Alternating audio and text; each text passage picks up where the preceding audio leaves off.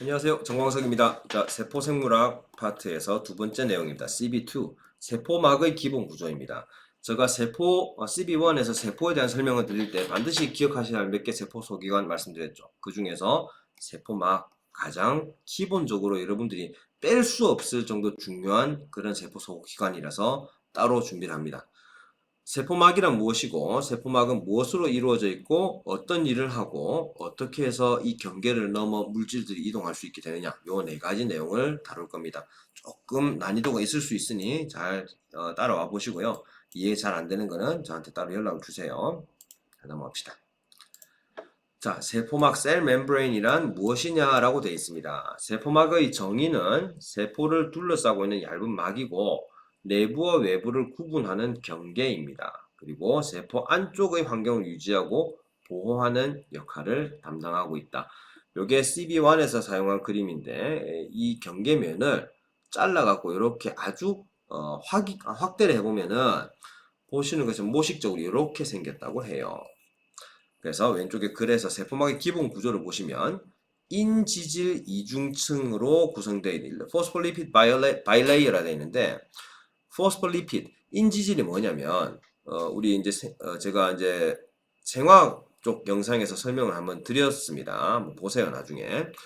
탄소가 세 개로 이루어져 있는 글리세롤이라고 하는 물질이 있고 글리세롤에 긴 지방산이 여러 개가, 세 개가 이렇게 붙어 있습니다. 이걸 우리가 중성지방이라고 부른다 했어요. 중성지방, 우리 뱃살, 중성지방, 뱃살 같은 것들. 근데 중성지방에서요, 지방산 한 개가 떨어져 나오고, 이 자리에 인산이라고 하는, 그 인산이라고 하는 물질이 붙으면요, 요 인산은 굉장히 전기적으로 강력한 전기적 성질을 가지고 있고, 극성이에요, 극성. 그리고 이 지방산이라는 물질들은 무극성 물질인데, 이게 좀 용어가 좀 어려우면요. 무극성 물질은 기름이라 생각하시고, 극성 물질은 물과 아주 잘 섞이는 물질을 생각하세요. 물하고 기름하고 같이 뒤섞어 놓으면 다 분리돼 버리죠. 마찬가지로 극성이 강력한 물질하고 무극성인 물질 두 개를 같이 두면 서로 가까이 안 있으려고 해요. 그래서 요 인산 물질이 여기로 돌아오고 이쪽에 붙어 버립니다. 그러면 어떻게 보이느냐? 인산이 위로 톡 튀어나와 있고 글리세롤 두 개가 있고 하나가 있고 이렇게 다리가 밑으로 이 지방산 다리 밑으로 뻗어 있는 이런 모양처럼 보이게 돼요. 그래서 이 오른쪽 그림 보시면 동그라미 밑으로 이렇게 가닥 두 개씩 이렇게 그려져 있는데 요 하나하나가 방금 말씀드린 이런 인지질이라고 하는 물질이라고 생각하시면 돼요. 요것들이 쫙 융단처럼 덮어놨는데 요쪽에 요쪽이 세포 바깥쪽이고 이쪽이 세포 안쪽입니다.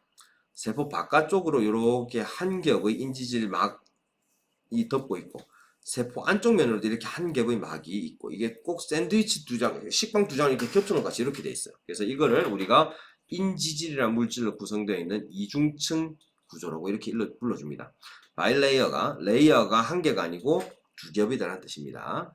자, 인지질 구조는 제가 말씀드린 요런 의미, 요렇게 생겼다는 뜻이고, 극성 물질이 보통 물하고 잘 섞인다 했죠?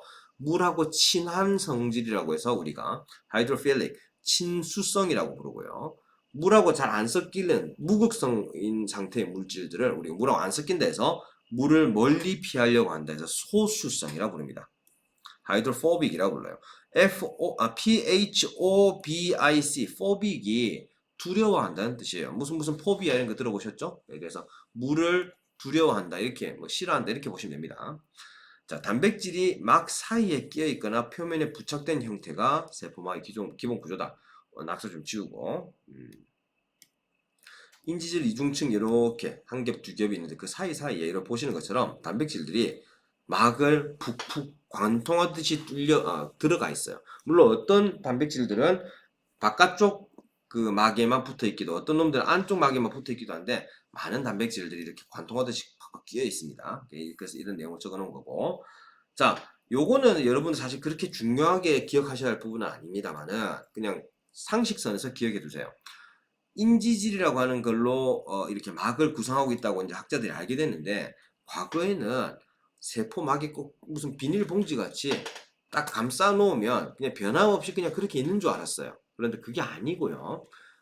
인지질이라고 하는 게 꼭 바닷물 같이, 여러분들 바닷물 출렁출렁하죠? 그리고 해류라고 하는 게 있어서 바닷물이 이렇게 이동할 수도 있어요. 그죠?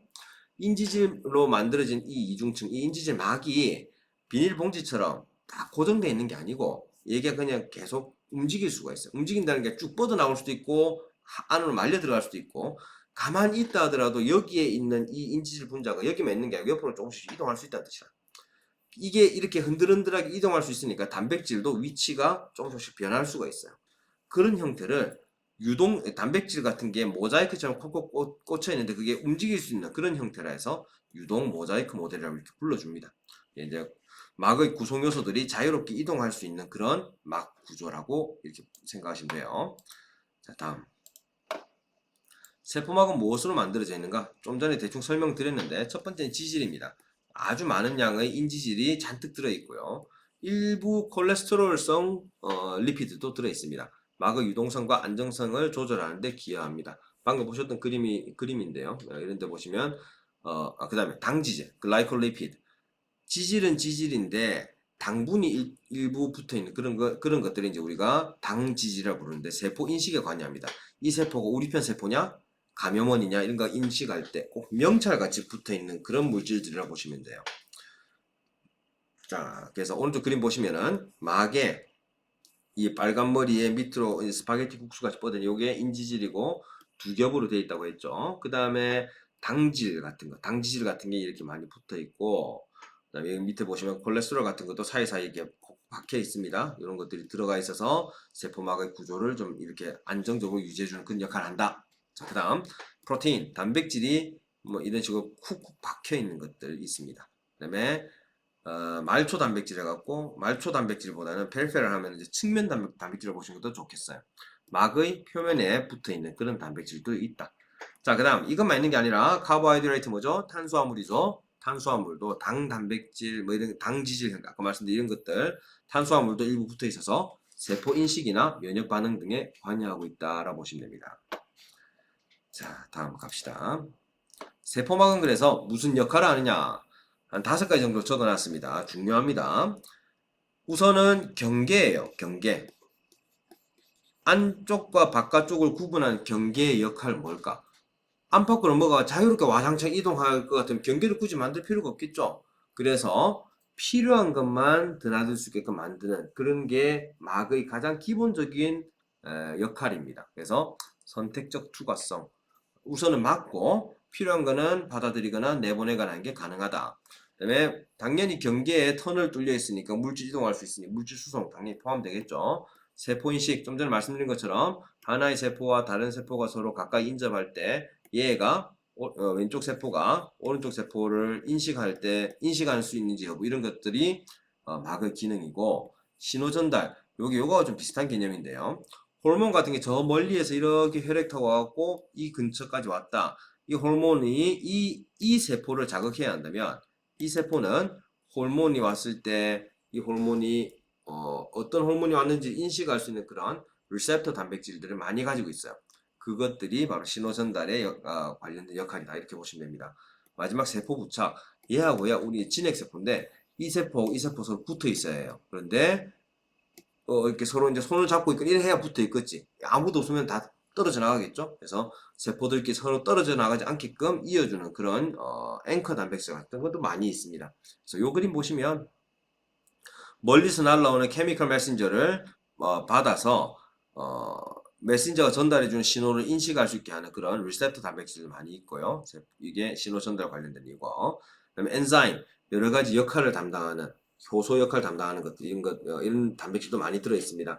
이를테면 제가 생화학 영상에서 설명드린 미토콘드리아 속에서 전자전달계가 NAD나 FAD 같은 조효소가 가져온 수소이온으로 이용해서 ATP를 만들어내는 이 일련의 과정, 그 단백질들이 다 이렇게 효소 역할을 하는 놈들이에요. 그 다음에 채널, 물질이 이렇게 안팎으로 다닐 수 있는 채널 역할을 하는 단백질들. 그 다음에 게이트 채널, 필요할 때만 열리고 필요 없을 때 꽉 닫아갖고 아무 때나 물질이 통과하지 못하도록 이렇게 컨트롤해주는 이런 단백질들, 이런 걸 게이트 채널이라고 부릅니다.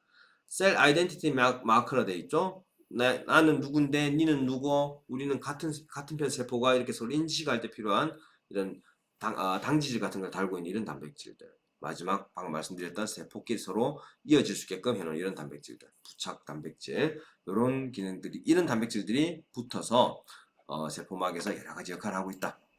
그렇게 보시면 돼요. 자, 이제 세포막을 통해서 물질이 어떻게 이동하느냐. 이게 여러분들 이 영상에서 가장 중요하게 기억하셔야 할 내용입니다. 아주 작은 분자들은요, 그 아주 작다는 건 정말 작은 것들, 산소 분자, 이산화탄소 분자, 뭐 이런 거, 기체 분자 이런 것들은 이 인지질 막을 스며들고 스며나갈 수가 있어요. 이런 것들은 단순 확산 방식으로 안팎으로 빠져나갈 수가 있습니다. 그런데 좀 중요한 이온성 물질이나, 중요하다고 하는 이온성 물질이나 중요한 단백질 혹은 사이즈가 큰 물질들은 함부로 이런 막을 통과하기가 어려워요. 잘 안 돼. 그래서 얘들은 몇 가지 다른 방식으로 이동을 시킵니다. 걔들 전용 터널을 만들어줘요. 이 오른쪽 그림에 2번은 노란색 단백질 터널 같은 것처럼 만들어갖고 안팎으로 왔다 갔다 하게 만들어주는데 촉진한 확산, 하나가 나갈 때 다른 것도 같이 이동하게 하는 뭐 이런 형식으로 이동하게 만들어주거나, 안쪽에서 세포 안쪽에서 굉장히 필요한 물질인데 밖에 양이 적어. 양이 적은데도 불구하고 이게 계속 안으로 끌어당길 때에는 에너지를 써서 이동시켜야 합니다. 그런 것들은 우리가 능동수송이라고 불러주고요. 그 다음에 지금 이 말씀드린 요 세 개는 세포가 멀쩡하게 가만히 있을 때 이 막 경계를 그대로 두고 안팎으로 물질이 이렇게 이동하는 건데, 때에 따라서는 이 세포 속에 요거만한 사이즈의 물질을 집어넣어야 할 때도 생겨요. 그럴 때 이제 뭔 일이 발생하느냐. 아이고, 다시 해버렸네.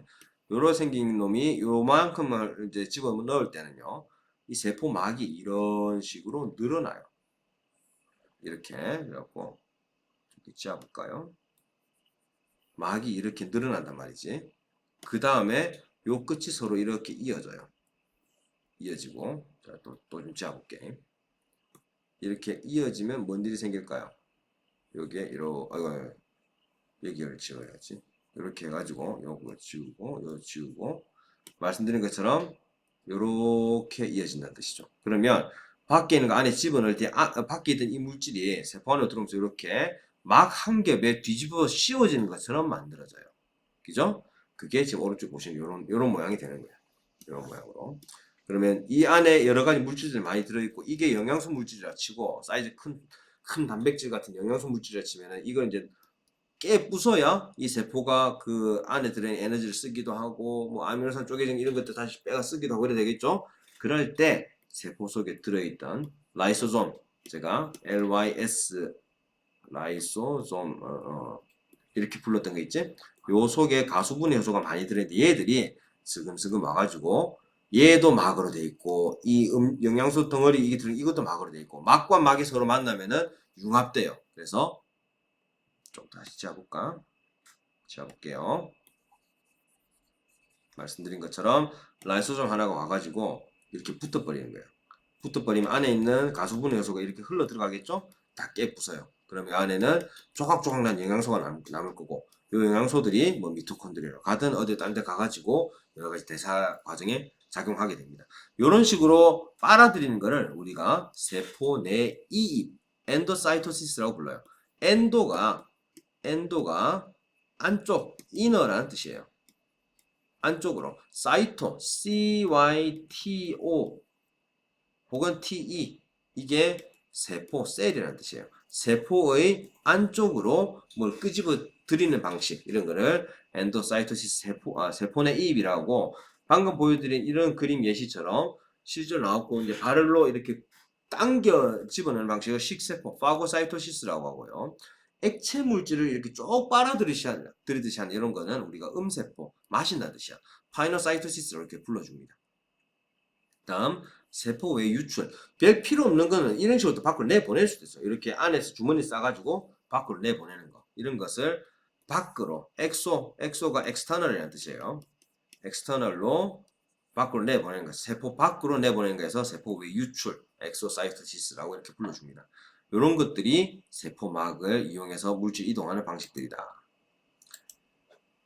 자, 그래서 요약하면요. 세포막이란 결국 세포의 안팎을 구분하는 경계고요. 경계라고 하면 인식이 반드시 필요하고 안팎의 상호작용을 지배하는 게 당연히 필요합니다. 그래서 그래서 그 개념 때문에 3번이 시작되는 거고 2번 세포막은 무엇을 만들어지느냐? 기본적으로 인지질 이중층 샌드위치 그 다음에 그 사이사이에 단백질, 탄수화물 같은 게 많이 들어가 있고 때에 따라서는 스테로이드도 많이 콜레스테롤 같은 거다. 이런 것도 많이 포함되어 있다 했습니다. 3번 세포막은 어떤 일을 하느냐? 경계, 물질 이동, 세포 인식, 신호 전달, 세포간 부착 이런 역할들을 한다. 마지막 세포는 어떻게 물질이 이동하느냐? 수동수송, 아까 확산 같은 것들, 능동수송, ATP 사용하는 것들, 때로는 세포가 다른 걸 집어삼키는 엔도사이토시스, 또 안에 있는 걸 밖으로 내보내는 엑소사이토시스 같은 걸로 물질들이 이동한다라고 했습니다. 자, 이 내용을 이해하시면 여러분들이 미생물학을 공부할 때 이런 예로 이제 설명할 수 있겠죠. 사람 세포가 항원을 인식하면, 이 항원이 이를테면은 뭐 할까? 지금, 무슨 대장균이랄까요? 대장균을 인식하면은 우리 사람 세포 경계면으로서 세균 등 미생물 침입을 우선 막아주고요. 세포막이 있고 세균이 있고 일단 얘가 막아 얘 침입을. 항원 표면의 특정 단백질을 사람 세포가 인식합니다. 요 뭐 달고 있는 게 있겠지 세균도. 요거를 얘가 이건 우리 편 아닌데 그리고 신호 전달 방식으로 세포 내부에 항원 접촉했음을 주변에 알려줘요. 이런 식으로 내 좀 살리도 하면서 신호를 보냅니다. 세포가 항원을 무력화해서 항체를 생성하면 어떤 세포가 면역세포가 저 멀리에 있는 면역세포가 이런 신호를 인지하면 얘가 항체를 만들어내고 이 만들어진 항체가 타고 돌다가 이 항원을 만나면 항원을 꼼짝 못하게 무력화시키고 항체가 직접 죽이진 않지만 어쨌든 면역 반응이 일어나면서 항원이 무력화된다. 즉 세포막에서 일어나는 모든 종류의 신호 전달 뭐 어쩌고저쩌고 이런 것들이 작용을 하니까 우리 몸이 면역 반응을 일으킬 수 있다. 이렇게 이해하시면 좋겠습니다.